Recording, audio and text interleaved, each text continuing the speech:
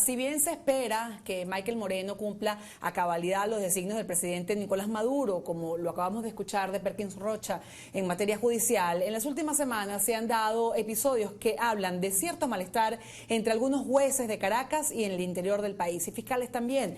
El 20 de febrero, la jueza del Tribunal 39 de Control del Área Metropolitana de Caracas, Carla Moreno, renunció en plena sala de audiencias mientras se realizaba la presentación de Andreas Díaz, Rúmel Ochoa y Eduardo Párraga, detenidos por haber hecho tomas con un dron en la manifestación convocada por Voluntad Popular para exigir la liberación de Leopoldo López. Se pudo conocer que una comisión de la Policía Política SEBIN llegó al tribunal y amenazó con detener a la jueza si no privaba de libertad a los detenidos, como había solicitado la representante de la Fiscalía.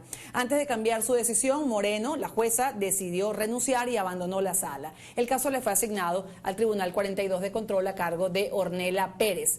Días antes de esto, el 13 de febrero, el SEBIN ingresó a la sala del Tribunal Sexto de Control como medida de presión para solicitar privativa de libertad contra Alejandro Hernández, gerente de Petro Cedeño, y su chofer José Pérez. Esto fue en el estado Anzoátegui. Aquí los fiscales auxiliares del Ministerio Público habían solicitado la libertad plena de los imputados. La jueza Gabriela Patiño acordó la medida solicitada por la Fiscalía, pero luego rechazó esta decisión. ¿Qué pasó en estos casos? ¿Malestar de los jueces o ese malestar tiene que ver con una extralimitación del SEBIN? Se lo vamos a preguntar a nuestra siguiente invitada, Laura Lousa, director de la ONG Acceso a la Justicia, @acceso a justicia es la cuenta de Twitter. Laura, buenas tardes, gracias por acompañarnos.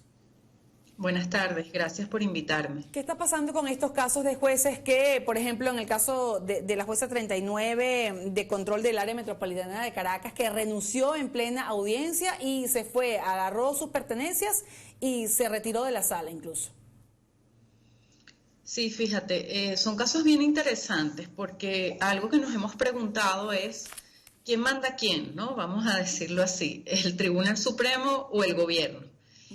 El gobierno siempre se está amparando en decisiones del Tribunal Supremo para decir, bueno, yo lo estoy haciendo bien, en particular es la Sala Constitucional que la avala, porque pues quién más que la Sala Constitucional para interpretar la Constitución y decir lo que es correcto en materia jurídica.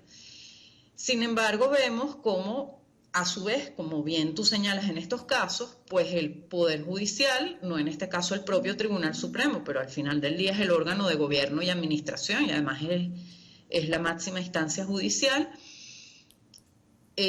pues está presionado por un órgano que al final del día es del gobierno. Entonces, estos casos te indican que quien manda en realidad es el gobierno, no es el Poder Judicial. Y el Poder Judicial actúa porque el gobierno se lo pide o como se lo pide. Sin embargo, evidentemente siempre hay un margen para decidir y el norte del Poder Judicial tiene que ser la ley y la Constitución. Ese es, vamos a decir, su Biblia.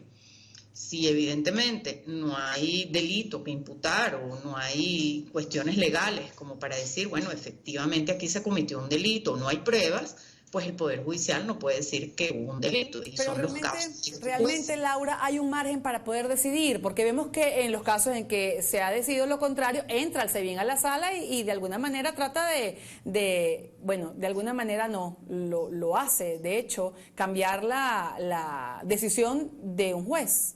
Y en este caso, esta jueza decide renunciar para no acatar esa decisión o esa presión del SEBIN.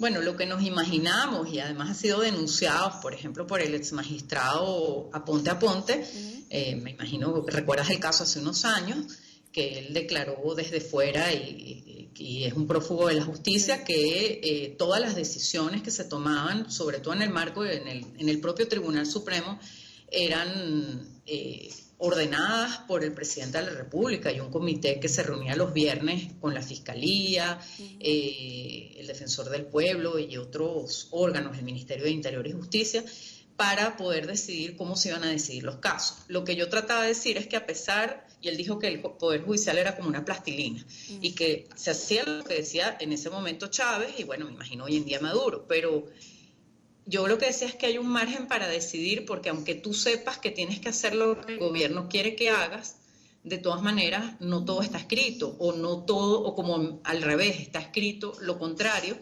que es la Constitución y la ley. Pues cuando tú crees que tienes que hacer lo que el gobierno ordena, pero hay cierta libertad para decidir, o crees que la hay conforme a la Constitución y la ley, pues, y vas a hacerlo, a lo mejor ni siquiera si lo haces conforme a la Constitución y la ley, no está muy claro si estás de todas maneras acatando lo que dice el gobierno. O sea que el problema ha sido que el Poder Judicial se ha ido autosometiendo al Poder Ejecutivo, y eso ha sido su propia condena, porque no hay mayor garantía para el Poder Judicial que decir, mira, yo sigo la Constitución y la ley, destitúyeme, claro, pero yo sigo la Constitución y la ley. Incluso internacionalmente los jueces hubieran podido ser defendidos. Al no seguirla, eres cada vez más esclavo, y eso es lo que vemos aquí.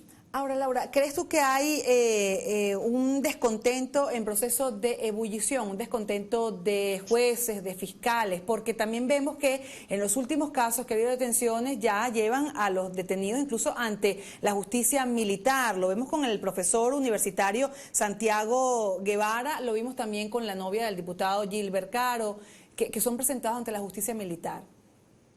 Sí, mira, eso es muy interesante, porque en una dictadura tradicional eso ha sido estudiado. Hay un profesor que se llama Rogelio Pérez Perdomo, y él tiene un libro y algunos artículos sobre ese tema, que en la época de Pérez Jiménez lo que ocurría era que el Poder Judicial funcionaba de manera normal para el ciudadano, y luego estaba la Policía del Estado y una manera de enjuiciar y de poner preso como paralela a la justicia formal. Hoy en día, por la misma conciencia de Estado de Derecho que tenemos nosotros los ciudadanos, que hay en el país, la misma relación con la comunidad internacional, la globalización, es muy difícil para un gobierno actuar fuera de su poder judicial formal, porque además, si es un gobierno como este, elegido democráticamente, por lo menos el de Chávez, el de Maduro es más discutible, ¿no?, por la manera en que se manejó todo eso, pero en principio hubo unas elecciones, pues es muy difícil decir, no, bueno, yo simplemente no sigo la Constitución, no sigo la ley, y yo no sigo el poder judicial formal y me voy por otro lado. Entonces, ¿qué pasa? Que tú tienes copado el poder judicial, lo tienes prácticamente controlado, pero hay cosas que se te escapan de las manos, que es lo que yo te estaba tratando de expresar. Entonces, porque al final el juez va a tratar de seguir la ley y la Constitución, que es su norte, obviamente, aunque tenga unas órdenes, pues siempre él va, en el caso concreto, que a lo mejor no ve muy claras las órdenes o que no sabe muy bien cómo actuar, va a ir hacia eso. Entonces, eso es lo que ha pasado en estos casos, pero como el gobierno cada vez se está volviendo más represivo y cada vez más quiere violar la Constitución e ir hacia otro esquema, y lo de la situación de estado de excepción improrrogada que tenemos y continua, ¿no?, indefinida, lo confirma, donde no quieres aplicar la Constitución y quieres estar al margen de ella, pues entonces te obliga a ir al esquema tradicional de dictadura. Tú sabes que Provea habló de una dictadura del siglo XXI. Bueno, es un poco eso, era una autocracia legalista lo que hemos tenido hasta ahora. Bien. Según algunos un poco más una democradura, un gobierno con democracia, con algunos matices de dictadura, y con el tiempo cada vez más una autocracia. Bien, Laura, se nos acaba el tiempo y tenemos que agradecerte este contacto con nosotros en Mesa Editorial. Laura Lorza, directora de la ONG Acceso a la Justicia. Así llegamos al final de nuestro programa por la tarde de hoy. Muchas gracias por su sintonía. Hasta la próxima.